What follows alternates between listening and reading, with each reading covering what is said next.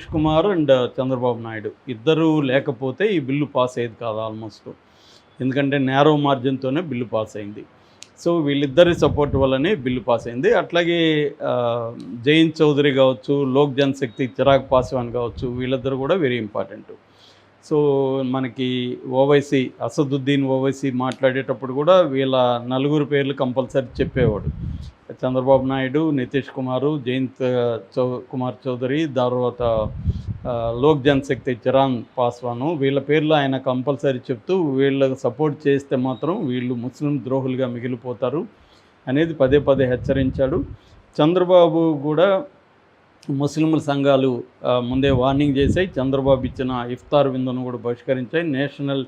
ముస్లిం national personal లా board కూడా చంద్రబాబుని కలిసింది. చంద్రబాబు హామీ ఇచ్చాడు, లేదు నేను వక్ఫ్ బిల్లుకి మీకు అన్యాయం చేయను, మీ ఆస్తులు నేను కాపాడుతానని హామీ ఇచ్చాడు.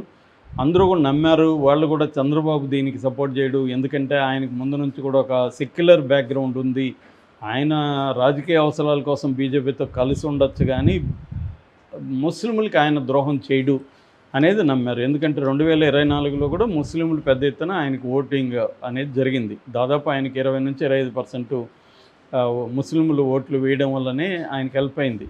ఎందుకంటే మైనారిటీస్ ముందు నుంచి కూడా గట్టిగా జగన్ వైపు ఉంటారు. దానికి ఒక కారణం ఏంటంటే వాళ్ళ నాన్న వైఎస్ఆర్ 4% ముస్లింల్లో ఉండే బీసీలకి, ముస్లింల్లో ఉండే పేదల్ని బీసీలుగా చేర్చడం, 4% రిజర్వేషన్ వాళ్ళకి ఇవ్వడం అనేది వాళ్ళకి ముఖ్యంగా పేద ముస్లింలకి చాలా పెద్ద ఎత్తున ఉపయోగపడింది. ఎందుకంటే ఆంధ్రప్రదేశ్లో పేద ముస్లిం శాతమే ఎక్కువ ఉంటుంది.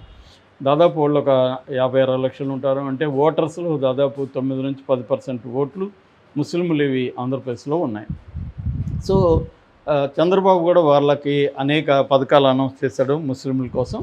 సో ఓవరాల్గా జగన్ పట్ల కొంత జనరల్ వ్యతిరేకతలో నుంచి వీళ్ళందరూ కూడా 2024లో చంద్రబాబు వైపు ఉన్నారు. సో చంద్రబాబుని నమ్మారు ఒక రకంగా. ద్రోహం చేయడం మనకి ఈ విషయంలో, మిగతా విషయాల్లో మోడీని సపోర్ట్ చేయొచ్చు కానీ వక్ఫ్ బిల్లు విషయంలో చంద్రబాబు గట్టిగా ఉంటాడు. కానీ చంద్రబాబు ఏం చేశాడు, ఏదో నామకే వస్తే 3 డిమాండ్లు పెట్టాడు, అవేం వాళ్ళు పెద్దగా నెరవేర్చలేదు. అయినా కూడా మద్దతు ఇచ్చేశారు. విప్పు కూడా జారీ చేశారు. కనీసం మీకు ఇష్టం వచ్చిన వాళ్ళు వేయండి అని కూడా చెప్పలేదు. విప్పు జారీ చేసి కంపల్సరీ ప్రోగా వేయాలని చెప్పారు. సో అట్లాగే నితీష్ కుమార్ కూడా. దాంతో ఏమైందంటే బిల్లు పాస్ అయిపోయింది. ముస్లింల మొత్తం ఒక షాక్కి గురయ్యారు. ఎందుకంటే వాళ్ళ ఆస్తులు, ఒక రైల్వేస్, ఒక ఆర్మీ, తర్వాత ఎక్కువగా ఉన్నవి వీళ్ళకి దాదాపు 10 లక్షల కోట్ల విలువైన ఆస్తులు వాళ్ళ దగ్గర ఉన్నాయి. ఆ ఆస్తుల్ని ఇప్పుడు మెల్లమెల్లగా వీళ్ళ దగ్గర నుంచి లాగేసుకొని ముస్లింని వీకెండ్ చేయడం అనేది బీజేపీ ఆర్ఎస్ఎస్ టార్గెట్. దాని తర్వాత నెక్స్ట్ టార్గెట్ ఇప్పుడు క్రిస్టియన్ ఆస్తుల మీదకి కూడా ఆల్రెడీ చర్చ మొదలుపెట్టారు. ముందుగా ఇదే ప్యాటర్న్ ఉంటుంది. ముందుగా వాళ్ళ ఆస్తులు ఎక్కువ ఉంటాయి అని చర్చ మొదలుపెట్టారు. హిందూ ఆస్తులు ఎన్నో తెలియదు ఎవరికి నిజానికి. ఎందుకంటే హిందూ టెంపుల్స్కి ఆస్తులు అనేది నేషనల్ లెవెల్లో లెక్కలు లేవు, MY కాంబినేషన్.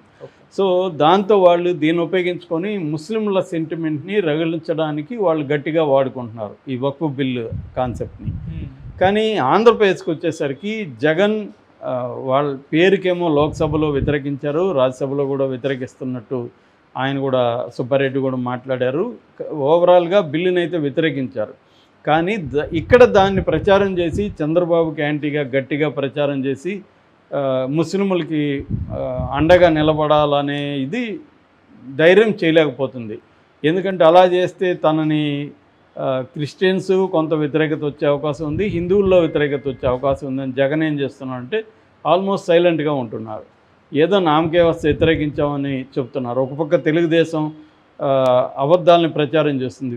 వీళ్ళు లోక్సభలో వ్యతిరేకించారు, రాజ్యసభలో వ్యతిరేకించలేదని. క్లియర్గా లెటర్ ప్యాడ్ అవన్నీ కూడా ఉన్నాయి. లెటర్ ప్యాడ్లో అందరు సభ్యులకు వ్యతిరేకించమని పిలుపు ఉంది. ఆయన సుబ్బారెడ్డి స్పీచ్ కూడా ఉంది. అయినా తెలుగుదేశం వాళ్ళు తమను కాపాడుకోవడం కోసం జగన్ దొంగాట ఆడుతున్నాడన్న ప్రచారాన్ని మొదలుపెట్టారు. దాన్ని గట్టిగా తిప్పికొట్టడంలో కూడా వైసీపీ ఫెయిల్గా అనిపిస్తుంది మనకి. అంటే వైసీపీ వాళ్ళు ఈ విషయంలో గట్టిగా లేరు. అది చంద్రబాబుకి వెళ్ళిపోతుంది. రెండోది, చంద్రబాబుకి ఏ రకమైన నష్టం లాభం దీనివల్ల అని చూస్తే నష్టమైతే ఖచ్చితంగా ఎంతో కొంత ముస్లిం పాపులేషన్ దూరం అయ్యే అవకాశం అయితే ఉంది.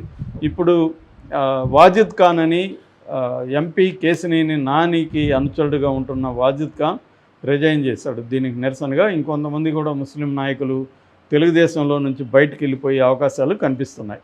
సో ఆ రకంగా ముస్లిం నాయకుల్లో కావచ్చు, ముస్లిం సమాజంలో కావచ్చు చంద్రబాబు పట్ల వ్యతిరేకత అనేది మనకి కనిపిస్తుంది. ఆ మేరకు చంద్రబాబుకు నష్టం జరిగే అవకాశాలు ఉన్నాయి.